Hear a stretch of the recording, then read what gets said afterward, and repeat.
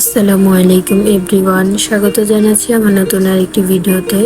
তো তোমরা সবাই কেমন আছো? আশা করি সবাই খুব ভালো আছো। আলহামদুলিল্লাহ, আমিও খুব ভালো আছি। তো আজকে আমি ভিডিওটি শুরু করেছি সেই সকাল থেকে।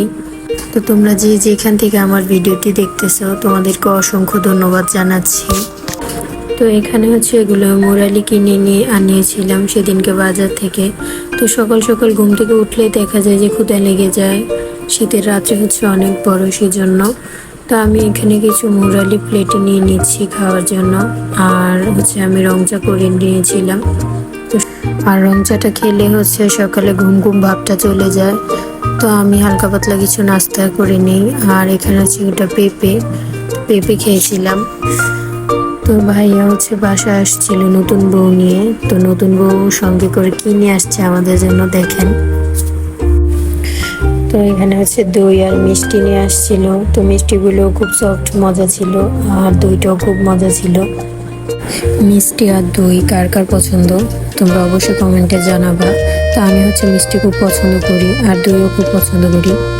তো মিষ্টি আর দইটা আমরা সবাই মিলে মজা করে খাই। তো আমি তোমাদের সাথে এখানে 2 দিনের একটি ভিডিও শেয়ার করেছি। এটা ছিল একদম সকালের ভিডিও। আর এখন যে ভিডিওটা শুরু করব সেটা তার পরের দিনে দুপুরে থেকে। আমি জানি না আমার ভিডিওটি তোমাদের কাছে কেমন লাগে। যদি ভিডিওটি খারাপ বা ভুল হয়ে থাকে অবশ্যই তোমরা ক্ষমা দৃষ্টিতে দেখবা। তো এখানে সিম আর আলু দিয়ে ভাজি করেছিল। আর ইলিশ মাছ মূলা আর সিম দিয়ে রান্না করবে। তো রান্না বান্না শেষ, আমরা দুপুরে খাবার খাবো। এখানে সিম আর মূলা দিয়ে ইলিশ মাছ রান্না করছে, আর সাথে তো ভাজি ছিল। আর এটা লাল শাক ভাজি।